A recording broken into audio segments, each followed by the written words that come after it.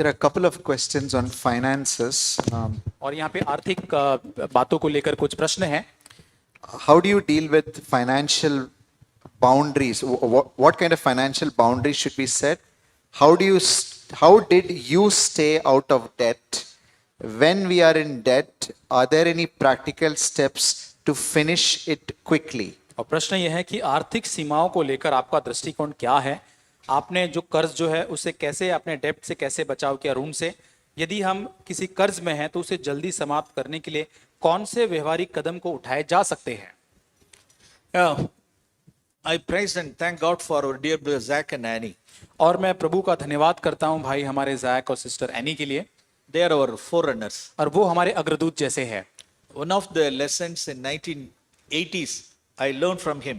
और 1980 के उस शतक के अंदर मैंने एक पाठ जो उनके जीवन से सीखा वो ये है. Those conferences we heard. और उन कॉन्फ्रेंसेस के अंदर हमने ये सुना था. God taught us not to get into debt. परमेश्वर चाहता है कि हम कभी भी उस कर्ज के अंदर न आए. So whoever breaks the fence or heads, serpent will bite him. और कोई भी वो बाड़े को यदि वो तोड़कर आगे बढ़ जाता है तो सर्प उसे डसेगा. God saved us from the serpent bites. और परमेश्वर ने उस सांप के डसने से हमको बचाया है. Yes, we have to be faithful in our financial circles. और हमारा जो आत्मिक जो सीमाएं जो है उसके अंदर हमें विश्वास योग्य रहना है. If our financial orbit, if our financial circle is 20,000 means we should live within the 20,000. और यदि परमेश्वर ने हमारी उस आत्मिक सीमा को, उस गोले को 20,000 तक की आय में रखा है तो हमें उसी सीमा के अंदर रहना है. For another person it may be 40,000. और दूसरे व्यक्ति के लिए 40,000 होगा. For some other person it may be 1 lakh. और दूसरे व्यक्ति के लिए 1 लाख रुपए का होगा. We should not compare other life circles or life styles. और हमें दूसरे जो व्यक्ति का जीवन शैली है उसके साथ हमें तुलना नहीं करना है. If we are faithful in that little, then God will entrust us. और यदि हम छोटी बातों में विश्वास योग्य है तो परमेश्वर हमें सौंपेगा. God has to enlarge our financial circles. We should not. और परमेश्वर ही है जो हमारी उस आर्थिक जो सीमाओं को बढ़ाना है, हमें स्वयं से नहीं करना है. That is financial faithfulness. और ये है आर्थिक बातों के अंदर की विश्वास योग्यता. We in our home life we purchased the washing machine at our 28th year marriage. और हमारे विवाह के 28 साल बीत जाने के बाद हमने पहला वॉशिंग मशीन हमारे परिवार के अंदर हमने खरीदा. So that first 20 days we both wash our clothes, our children's clothes. और जो पहले जो साल जो होते थे उसके अंदर हम हमारे स्वयं के कपड़े खुद से धोते थे. So what we see earlier, no, that is a fellowship washing. और यहाँ पर हम देखते कि संगति का कपड़ा धोना. That is fellowship washing. और वहां पे भी संगति का कपड़ा धोना है. We should make everything in a spiritual way. और हमें सारी बातों को आत्मिक रूप से करना है. At our 28th only we bought that washing machine. और जो 28 साल होने के बाद ही हमने उस वॉशिंग मशीन को खरीदा. In our 25th year we purchased a refrigerator.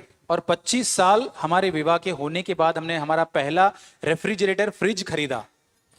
At my 10th year only we bought a gas stove.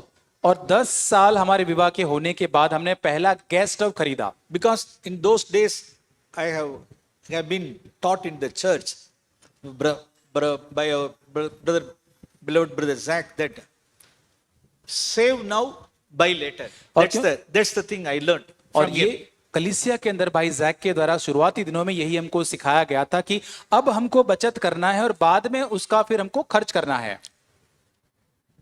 Nowadays it has been ulta. और अभी इन दिनों के अंदर पूरा उल्टा हो चुका है. Buy now, अभी खरीद लो, pay later. बाद में पैसा चुकाना. So this is the principle now. अभी ये सिद्धांत पर काम चलता है. But in those days, लेकिन उन दिनों में save now and buy later. अभी तुम बचत करो और बाद में खरीदना. So for each and everything we wait for some time. और हर चीज खरीदने के लिए हमें कुछ समय तक हमें इंतजार करना पड़ा. Jesus, one of the code words of Jesus, my hour has not yet come. और यीशु मसीह का सबसे उत्तम शब्द ये था कि मेरा समय अभी नहीं आया है. So just like that word. और उसी शब्द के अनुसार my hour has not yet come to buy fridge. और मेरा समय अभी नहीं आया फ्रिज खरीदने का. My hour has not yet come to buy a washing machine. और वॉशिंग मशीन खरीदने का समय मेरा नहीं आया है। My hour has not yet come. No, my hour has not yet come. My hour has not yet come. मेरा समय ये खरीदने का, मेरा समय ये खरीदने का, ये लेने का नहीं आया है। But for the worldly people, the hour is at hand. लेकिन संसार के लोगों के लिए तो अभी समय है, अभी उनका समय है। What do they want? They can get immediately.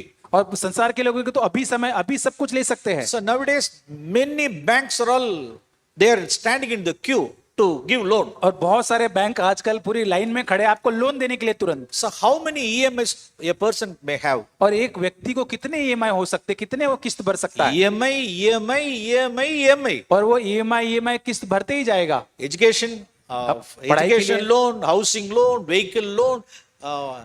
पढ़ाई का लोन हो सकता है, गाड़ी का लोन हो सकता है, घर का लोन हो सकता है। No. This is not the principle. This is not way of living. और ये जो है वो ये सिद्धांत नहीं है जीवन जीने का। We should have a financial discipline in these areas. हमारे जीवन के क्षेत्र के अंदर आर्थिक एक डिसिप्लिन होना चाहिए। Okay.